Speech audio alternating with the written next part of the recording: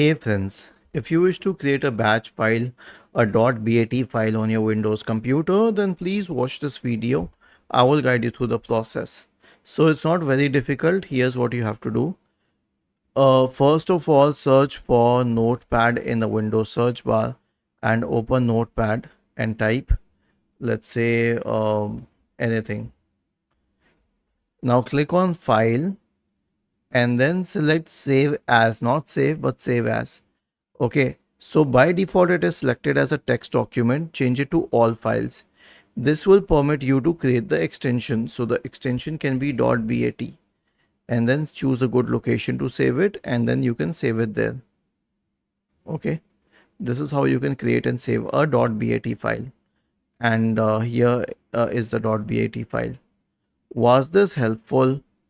If yes, then please subscribe to the channel. If not, then let us know in the comment section of the video on how we could help you further. Thank you for watching this video and have a nice day.